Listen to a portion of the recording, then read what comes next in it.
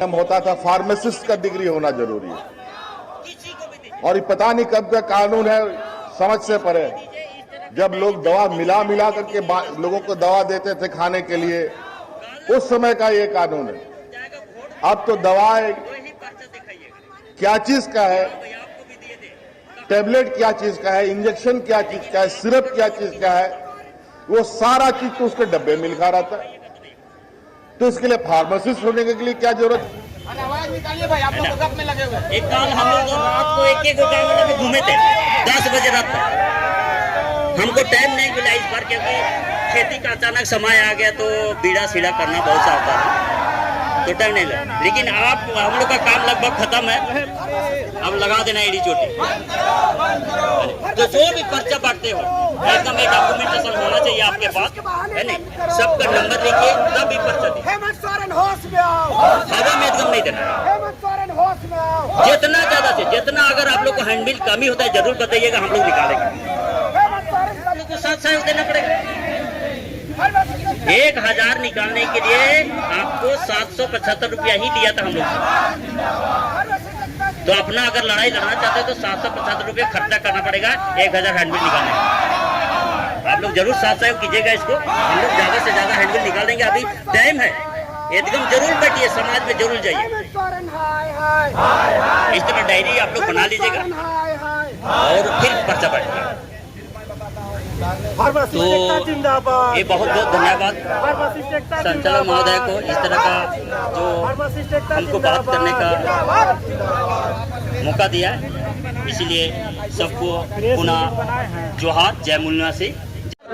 अभी मैं राजभवन के निकट जाकिर हुसैन पार्क के पास हूँ और यहाँ पर कुछ फार्मासिस्ट एसोसिएशन के लोग हैं जो धरना पर बैठे हुए हैं। आइए जानते हैं इनकी क्या मांगे हैं और ये क्यों धरना पर बैठे हुए हैं।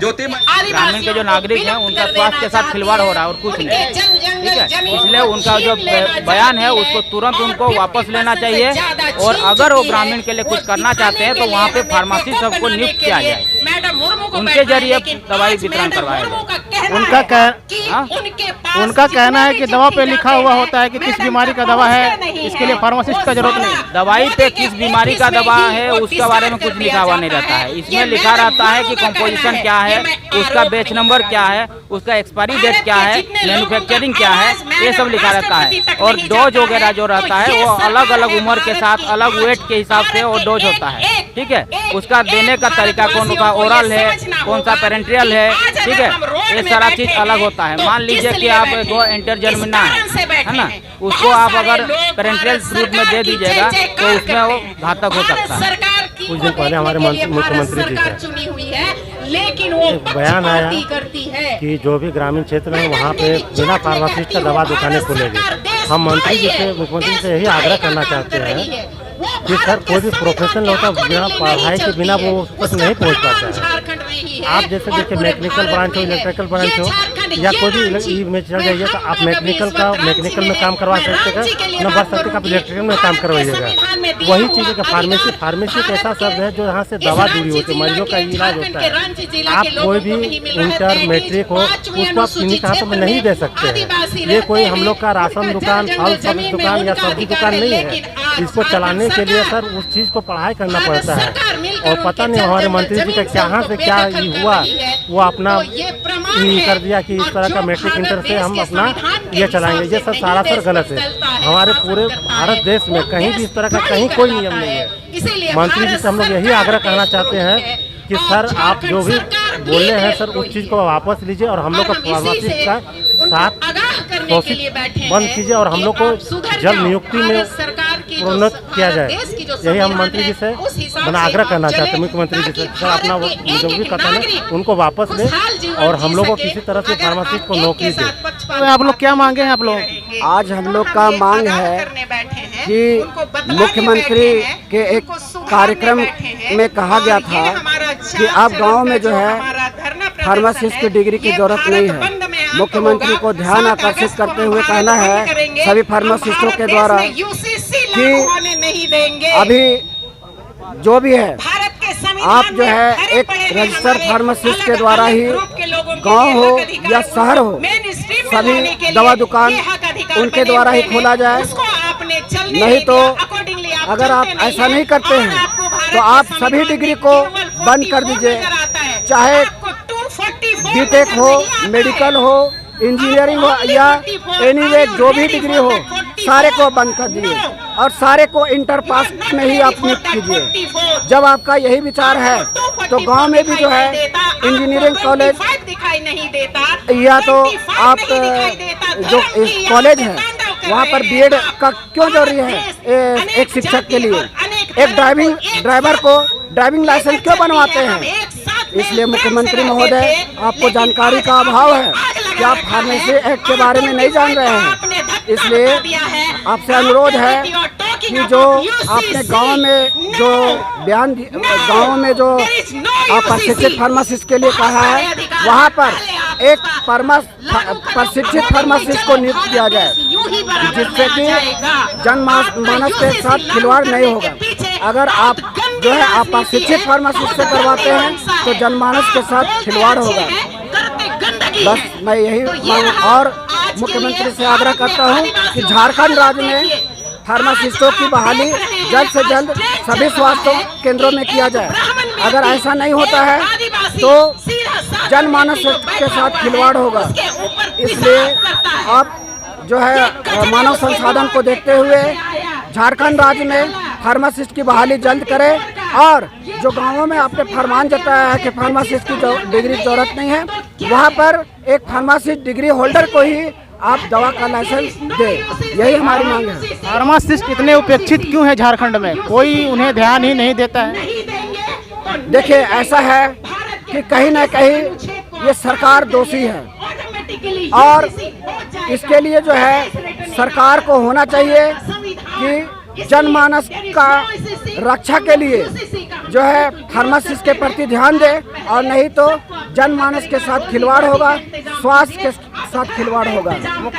माननीय मुख्यमंत्री जी हेमंत सोरेन का कहना है कि पहले के ज़माना में कंपाउंडिंग होता था तो फार्मासिस्ट की आवश्यकता पड़ती थी, लेकिन अब कंपाउंडिंग नहीं होता है। दवा पे ऑलरेडी लिखा हुआ होता है किस बीमारी की दवा है और क्या डोज है, इसलिए फार्मासिस्ट की आवश्यकता नहीं है। क्या कहना चाहेंगे? देखिए, इसमें हम ये कहना चाहते हैं कि पहले फार्मासिस्ट का ट्रेनिंग नहीं होता था और पहले इतना जो है डेवलप नहीं था, और अब क्या है, डेवलप है। अब प्रशिक्षण भी किया जाता है और सारे में पैकेजिंग किया जाता है। तो इसीलिए जो है अब जो है एक प्रशिक्षित फार्मासिस्ट का वहाँ होना जरूरी है, क्योंकि वो सब कुछ समझ सकता है और उसका डोज कैसे देना है, दवा का उसका दुष्प्रभाव क्या होगा। इसीलिए अब जो है प्रशिक्षित फार्मासिस्ट का होना जरूरी है, एक दवा खोलने के लिए एवं सभी स्वास्थ्य केंद्रों के लिए। ये फार्मासिस्ट का जो फार्मेसी एक्ट है उसका सरासर घोर उल्लंघन हो रहा है माननीय मुख्यमंत्री जी के द्वारा। क्या मंशा है उनकी?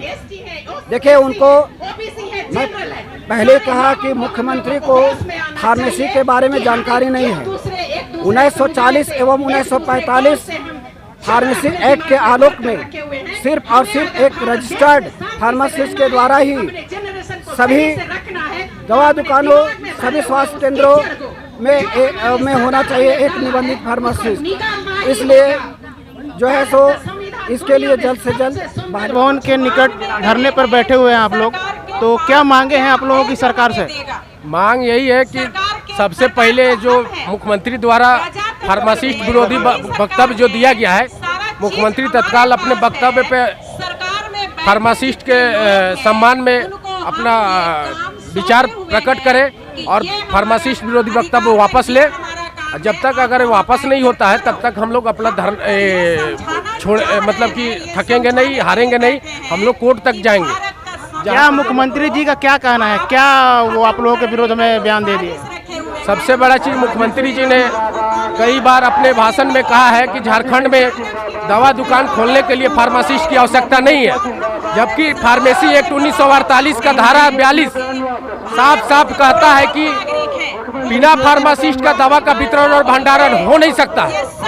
अगर वो करने पे दवा का वितरण और भंडारण किसी अन्य व्यक्ति के द्वारा किए जाने से उसमें जुर्माना के साथ साथ 6 महीने का कारावास है।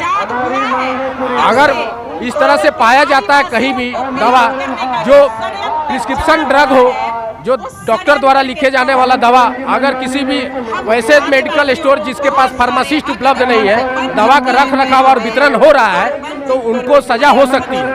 इससे झारखंड की जनता को भी बचना चाहिए और अप्रशिक्षित लोगों से झारखंड की जनता को दवा खिलाना न्याय संगत नहीं है। जब हमारे राज्य में 10,000 से ऊपर फार्मासिस्ट है, पढ़े लिखे फार्मासिस्ट है, जो भारत सरकार के नियमानुसार पढ़ाई किए हैं, सरकारी हॉस्पिटल से ट्रेनिंग की है, उसके बाद उनको दवा का लाइसेंस न वितरण करवा करके किसी वैसे लोगों से दवा का वितरण करवाने की बात की जा रही है जो लोग कुछ दवा के विषय में जानते भी नहीं है।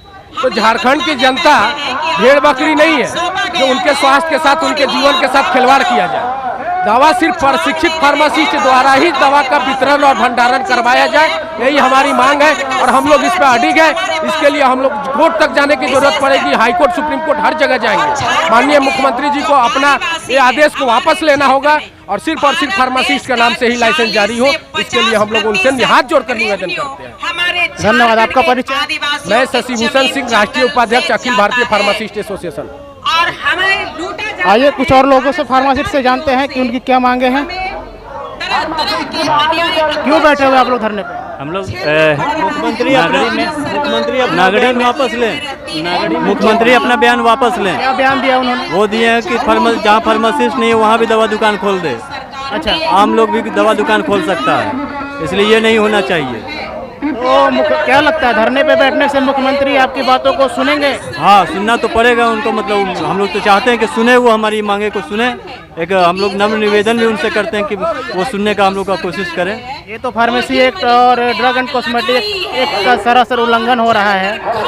क्यों, आखिर उनकी मंशा क्या है, क्यों ऐसा कर रहे हैं? वही तो नहीं समझ में आ रहा है ना, पूछिए। देखिए, उनका मंशा क्या है वो तो नहीं जानते, लेकिन हम लोग फार्मासिस्ट लोग को हमेशा बेइज्जती किया जाता है। बार बार स्टेटमेंट आता है मुख्यमंत्री जी का कि फार्मासिस्ट का ज़रूरत नहीं है। अब बिना फार्मासिस्ट का कोविड में क्यों ज़रूरत पड़ा था हमारा? कोविड में कितना आदमी जान दिए हैं हम लोग फार्मासिस्ट, वो उनको पता नहीं है। फार्मासिस्ट सब पता होते हुए भी वो सोच रहे हैं कि कुछ भी बयानबाजी कर देंगे। आप डॉक्टर पे क्यों नहीं करते, नर्स लोग पे क्यों नहीं करते, सिर्फ फार्मासिस्ट को टारगेट क्यों लेते हैं? तो इसके पीछे कि कौन माफिया लोग हैं उनसे पूछिए, कि कौन माफिया लोग हैं जो उनको ऐसे करने को प्रेरित कर रहे हैं। जब हम लोग उनको इतना आदरपूर्वक बोल रहे हैं, अगर वो इस तरह का बयान दे रहे हैं तो वो वापस ले। हम लोग निवेदन कर रहे हैं।